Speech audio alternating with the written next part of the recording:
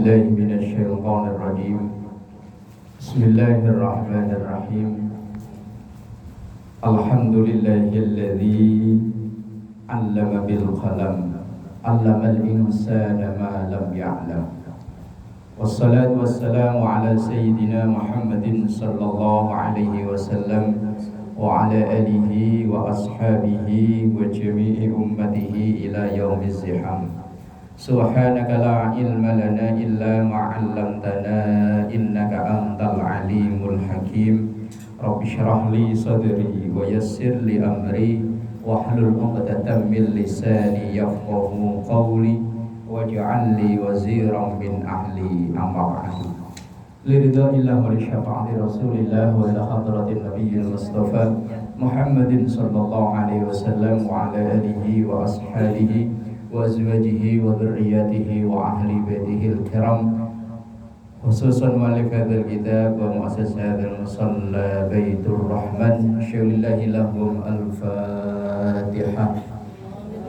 A'udzu billahi minasy syaithanir rajim. Bismillahirrahmanirrahim. Alhamdulillahi rabbil alamin arrahmanir rahim maliki yaumiddin. إياك نعبد وإياك نستعين اهدنا الصراط المستقيم صراط الذين أنعمت عليهم غير المغضوب عليهم ولا الضالين آمين.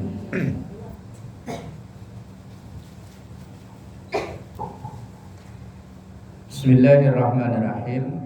Melanjutkan Lubabul Hadis halaman 54 ya.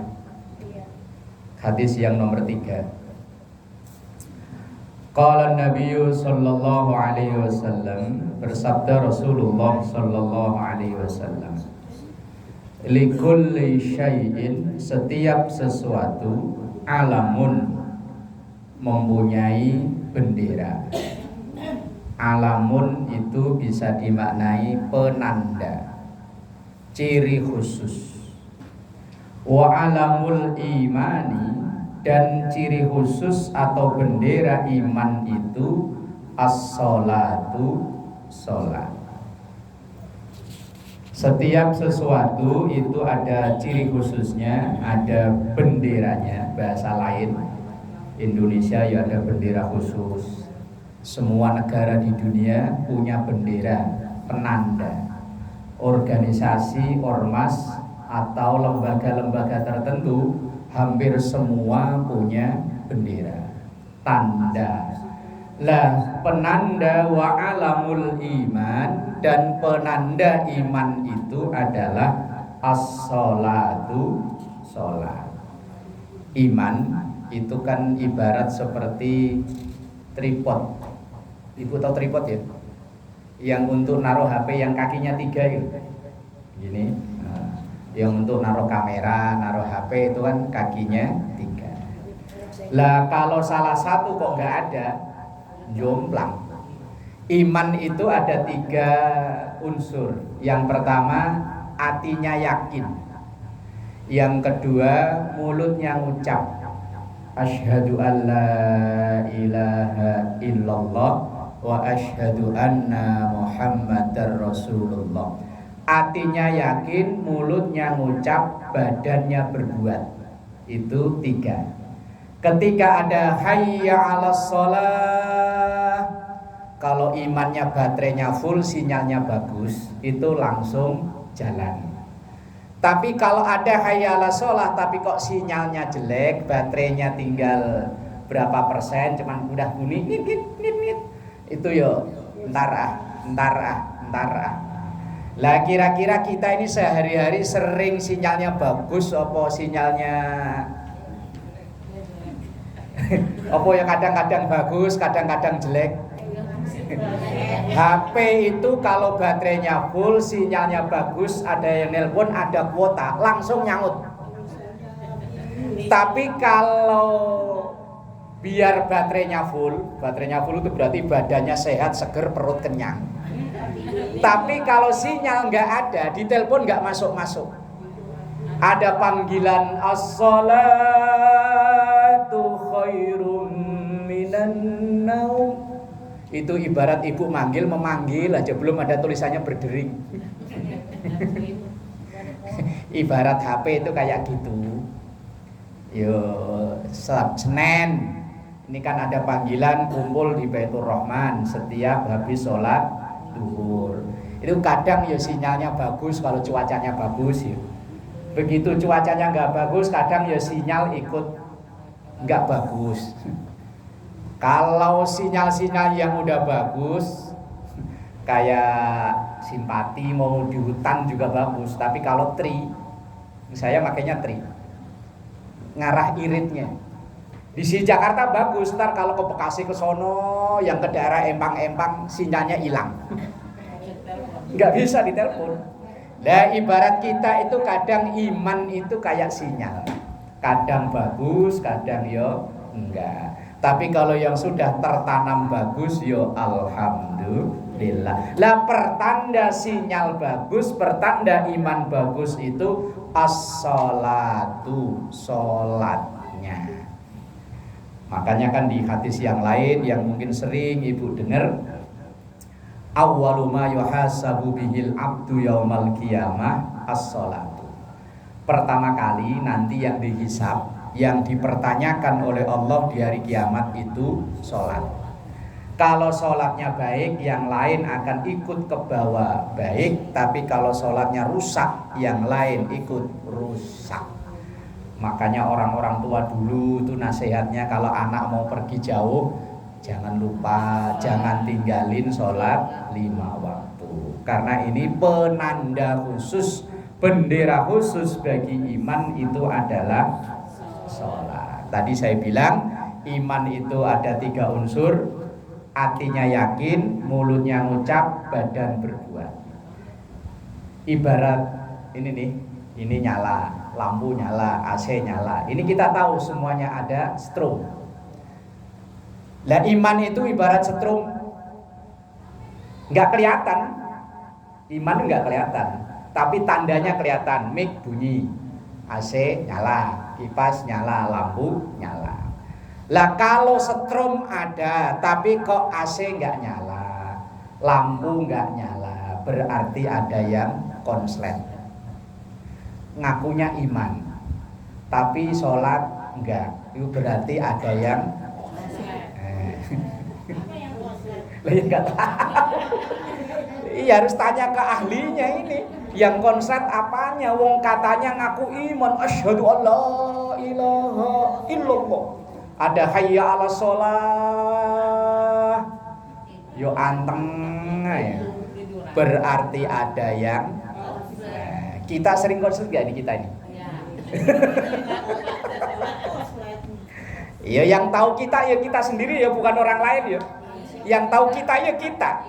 Ya Allah ini badan sering konslet apa enggak? Takutnya nanti kalau keseringan konslet diloakin. Ya buat apaan konslet mulu? Lah nanti di akhirat diloakinya ya ketemunya malaikat Malik. Oh malaikat Malik nambung. Kalau yang barang bagus yang nambung malaikat Ridwan. Yang barang-barang sering konslet yang nambung ya Allah ini barang kok sering konslet ya. Ya wis dibagus-bagusin lah ya. Mumpung bengkelnya masih ada. Bengkelnya siapa? Ya diri kita sendiri. Walaupun diomelin orang kayak apa, diajak orang kayak apa, kalau hati diri belum ada kemauan, abot. Kayak narik bambu dari ujung. Nah, dulu zaman saya kecil itu, zaman SMP pernah ikut bantuin nebangin bambu. Itu kalau dia ditarik dari pangkal agak gampangan, tapi kalau dari ujung nggak bakalan bisa. Bukan walaupun udah rubuh, itu kan ada ranting-rantingnya banyak kan, nggak bisa. Maka yo bengkelnya yo diri sendiri. Ya semoga-moga nggak sering konslet lah ya. Ya kalau sesekali mah yo wajar. Wong kita orang awam kayak gini. Ya kadang-kadang subuh yo subuhan yo. Tahu subuhan? Subuh awan-awan. Oh lagi konslet. jam 6:30 baru melek, itu pun nggak langsung satset, masih ngolet, pertanda lagi konslet. Senin udah tahu, yo kadang kalau pas nggak konslet yo langsung satset. Kalau lagi konslet, yo wis kita yang tahu diri kita sendiri. Bismillahirrahmanirrahim. Qala an-nabiy sallallahu alaihi wasallam, ittaqullaha, bertakwalah atau takutlah kepada Allah fis sholati, di dalam sholat atau mengenai sholat. Ini sampai diulang 3 kali. Ittaqullaha fis sholati, ittaqullaha fis sholati. Cara gampangnya begini, hati-hati, takutlah pada Allah tentang sholatnya, jangan sembrono tentang sholat. Hati-hati. Sampai nasihat kalau diulang 3 kali itu berarti kan nasihat sangat penting. Informasi kalau sampai diulang 3 kali itu berarti informasi penting.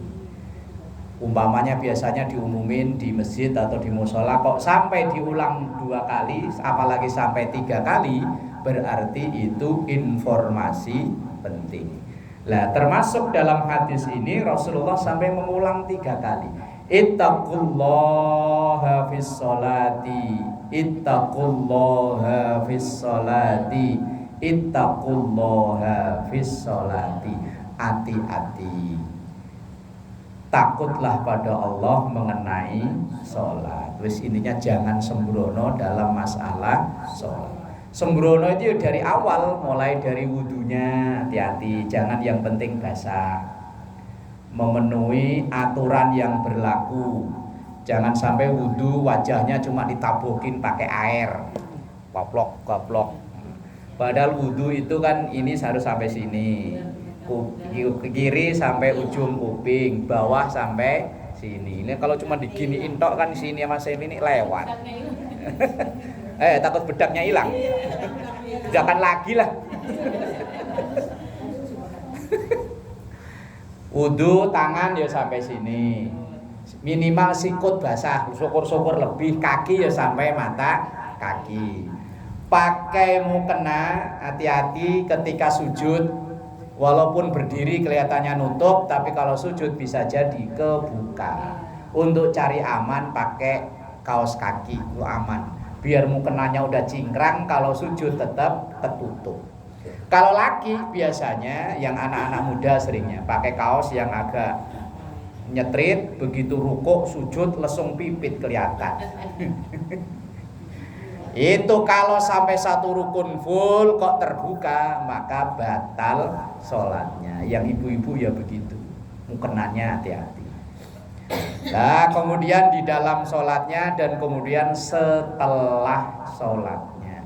Setelah sholatnya artinya perilaku kita, jangan sampai STMJ, sholat terus maksiat yo jalan, sholat rajin judi online yo rajin. Na'udzubillahi min dzalik. Kalau ditanya kok judi, saya enggak judi, sedekah. Beberapa hari yang lalu, 2 minggu yang lalu kayaknya, saya kondangan ketemu orang itu ya saya tahu jamaahnya rajin apa rajin, tapi nyawer ya rajin. Terus saya tanya, "Mang, kemarin saya lihat di ajatannya si Ono, wah sedekah Pak Ustaz." Yo sekarepmu lah. Khawatirnya sedekah sama istri sama anak pelit, giliran sama biduan. Padahal yang masakin tiap hari lo siapa? Biduan apa yang pernah masakin dia? Yang nyuciin bajunya siapa? Asal dikomporin sama biduan, ayo Mang, tarif Mang, langsung lupa bahwa di rumah tokennya bunyi. Beras gak ada, apalagi ini pertama anak sekolah yo biayanya yo gak inget, nyari duitnya ngumpulin, ibarat kata dulu saya pernah udah lama tukang becak, mangkalnya di ujung jalan Kesemek. Lah saya lihat ketemu dia itu bawa penumpang 2 orang plus belanjaan dari pasar Jalan Blimbing itu. mau nyebrang ke Semek Jalan Duku itu kan agak naik ya. Dua orang saya lihat itu, wah mukanya itu luar biasa. Lo malam saya kondangan di Jalan Duku ketemu dia nyawer. Batin saya sih nggak negur yang itu. Kalau orang kaya nyari duitnya gampang, oke lah. Lah ini, ya Allah, penumpangnya lemu-lemu. Bawa belanjaan, dua orang itu kan agak jembatan agak naik ya. Saya boncengan sama istri, ya Allah, perjuangannya. Batin saya, malamnya ternyata perjuangan buat biduan. Ayo. Iya, kalau yang duit banyak lah ya, terserah lah ya. Yang duit banyak, lah yang ngumpulin seribu kayak gitu loh. Dibelain sampai ngos-ngos 2 kali. Napasnya sampai kembang sama. Aduh ya Allah, kalau ditanya katanya sodako. Sodako yang wajib aja belum. Ya ke anak istri kan sodako wajib itu. Berarti itu atau masuk sodako ya Prof? Enggak tahu itu. Ya kalau waktu kemarin saya tegur nih ngomongnya begitu. Sodako Pak Ustaz. Ya sekarang mulai. Bukan diceramain sekali ya. Lah diceramain kalau hatinya enggak mempan. Sawaun alaihim a'adzartahum am lam tunzirhum. Orang kalau lagi udah kecanduan begitu nanti nunggu kepentok begitu habis nyawer pulang semuanya habis, dia dilempar ulekan sama bini itu baru. Ittaqullaha fima malakat aimanukum. Takutlah kepada Allah mengenai hamba sahaya yang kalian miliki. Kalau dulu ada budak itu kasihan, manusia tapi enggak dimanusiakan. Disuruh kerja hanya dikasih makan. Nanti kalau bosen dijual. Ya persis kayak orang punya kebun. Disuruh bajak sawah nanti cuma dikasih makan. Itu budak kayak begitu dulu. Cuman dalam Islam setiap ada pelanggaran berat, hukumannya memerdekakan budak. Lah kalau sekarang maksud hadis ini adalah hati-hati terhadap orang yang jadi tanggungan kita. Kalau saya yo anak sama istri. Kalau ibu mungkin yo anak, atau mungkin siapa yang menjadi tanggungan kita. Jangan sampai kita nggak adil dengan orang yang menjadi tanggung jawab kita. Duit banyak, kontrakan aja 1 gang, nyekolahin anak nyari yang gratisan mulu. Yang gratis dia maunya dapat apa yang makan siang itu MBG. Kalau nggak dapat marah-marah, majuin KJP, begitu ngambil KJP gelangnya serenceng. Ini kan kebangetan kan namanya. Itu kan mendolimi orang yang aslinya harusnya dapat, malah nggak dapat. Gara-gara dia yang ngotot ngajuin dengan pura-pura kismin. Memang ada yang model begitu ya? Mbok ya ngalah yo. Ya bukan ngalah lah, memberikan kesempatan ke yang sebetulnya berhak. Anak kita yo, alhamdulillah lah pemerintah memfasilitasi pendidikan itu dibikin ya kayak tadi, alhamdulillah. Tapi kita itu kan pengen punya anak yang manfaat berkah ilmunya, manfaat berkah hidupnya. Dalam taklimul muta'alim salah satunya syarat untuk meroleh berkah itu ada namanya bulghah. Bulghah itu ada biaya yang kita keluarin. Walaupun sekolah nggak narik bayaran, paling tidak ketika kita mengeluarkan sedekah, niatin nyedekai anak. Ini kalau ngaji kan kadang ada kotaan ya, entah masukin seberapa kek. Niatin nyedekain anak, niatin nyedekain cucu. Umpama kita di jalan ketemu ada yang sedekahnya bu, udah 3 hari nggak makan pizza bu. Lah kalau 3 hari nggak makan nasi ya kelenger. Lah umpama kok kebetulan ya ada kembalian ya wis 5.000, niatin nyodakoi anak, niatin nyodakoin cucu. Biar berkah, biar manfaat ilmunya kehidupannya nanti berikutnya. Kalau saya anak saya cariin yang swasta, biar bayar. Ya bukannya nyombong ya, biar bayar, biar dilatih untuk sedekah. Karena kadang kita yang maunya kalau dapat diginiin aja kok ya. Asal anak datang jajan lagi. Tadi udah jajan, tadi nggak dimakan. Kadang kita begitu ya. Giliran duit ngumpul buat beli apa tadi? Yang biar nggak skincare ya Allah. Biar glowing mukanya, lehernya hitam sama tangannya.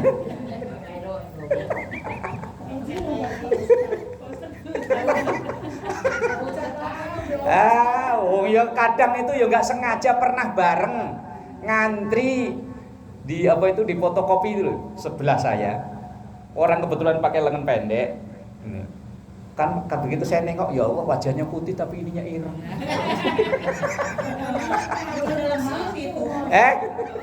Enggak sengaja kok. Kelihatan lo di samping pas ngantri fotokopi. Kemarin nih lo waktu fotokopi mau daftarin sekolah anak. Batin saya ya Allah, mbok yang rata gitu loh.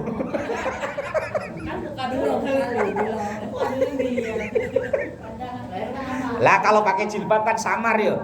Ini nggak pakai jilbab, pakai lengan pendek segini ya Allah. Tangannya namanya bersihan saya. Lah. Ya Allah. Orang urip. Terakhir ittaqullaha fid dha'ifain. Hati-hati takutlah pada Allah fid dha'ifain, terhadap dua kelompok orang lemah, yaitu al-mar'atil armalati, perempuan yang statusnya di situ loh. Situ loh tinggal baca kok ya.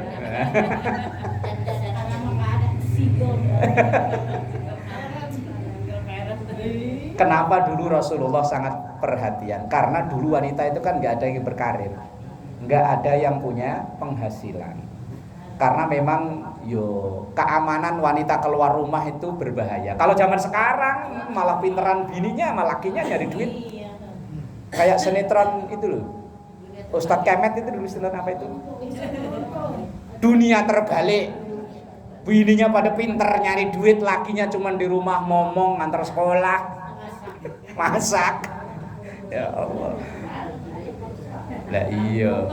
Kalau di zaman itu, kenapa Rasulullah perhatian dengan wanita yang enggak bersuami? Karena memang saat itu wanita itu enggak ada yang punya penghasilan.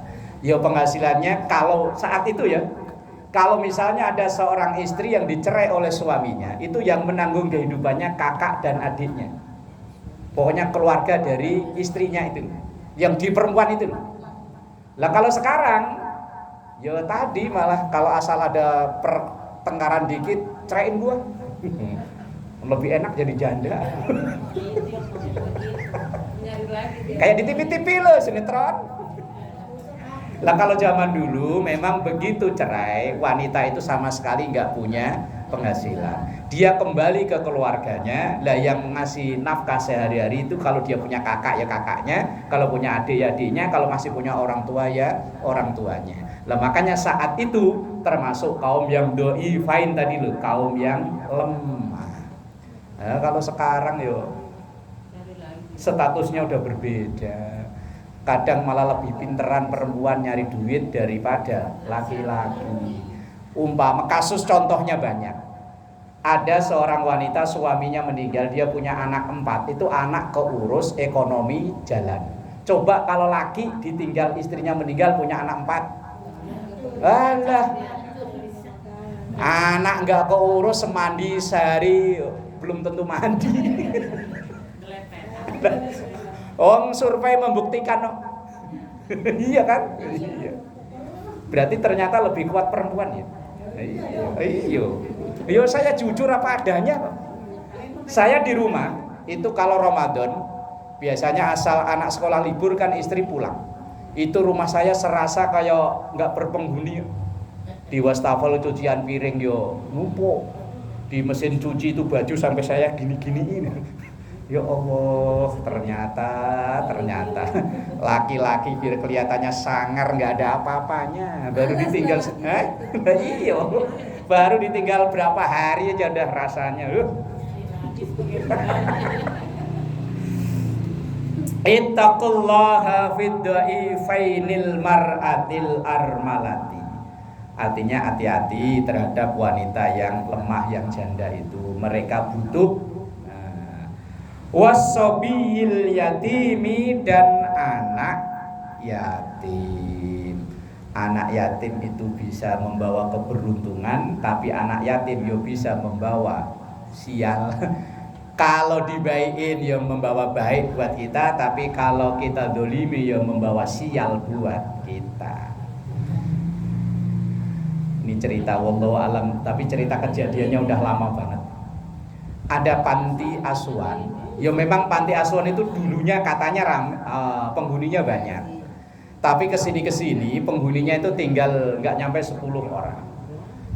Lah karena ini dulu penghuninya banyak, itu panti setiap persekian bulan itu dapat bantuan dari pelabuhan, dari Pelindo. Satu hari Pelindo menghubungi mau kunjungan ke panti tersebut. Lah akhirnya karena yang terdaftar itu anaknya banyak, tapi ternyata yang tinggal di situ dikit, anak tetangga kanan kiri dikumpulin, wes statusnya biar kayak anak yatim. Apesnya pengurus yayasannya itu ketika sambutan dari Pelindo iseng-iseng nanya, "Dek, namanya siapa?" "Namanya ini." "Udah sekolah?" "Udah." "Yang meninggal bapak apa ibu?" "Enggak." "Namanya bocah." "Itu rumah saya yang 3 lantai di situ. Bapak saya belayar, ibu saya ada." Ya Allah, pengurus malunya kayak apa. Tapi wong aib kalau mau Allah buka ya ada aja cara. Habis itu langsung bubar. Memang saat itu jadi obrolan perbincangan di masyarakat sekitar. Itu mobil tiap ada keluaran baru ganti. Yang ibunya yang punya yayasan itu yo gelangnya serenceng. Yo orang hanya suudon aja dulu kan yo. Tapi begitu kebongkar yo wis. Akhirnya habis semua, akhirnya yayasannya kejual. Wallahu a'lam. Ya wis, kalau anak yatim dimuliakan akan mulia hidupnya, kalau anak yatim didolimi ya tadi kan jatuhnya anak yatim. Belum lama waktu bulan Muharram kemarin ada panitia yatim piatu datang ke rumah nanya, "Pak, ini kami panitia mau ngadain santunan. Lah duit yang terkumpul jumlahnya sekian. Ini boleh nggak panitia untuk operasional ngambil dari duit ini? Kalau untuk hati-hati jangan, karena kamu statusnya proposalnya untuk anak yatim." Lah terus gimana Pak? Kalau bisa, yo di proposal itu diperinci, yang untuk anak yatim sekian, untuk operasional sekian. Tapi kalau proposal anak yatim kasih aja yatim semua.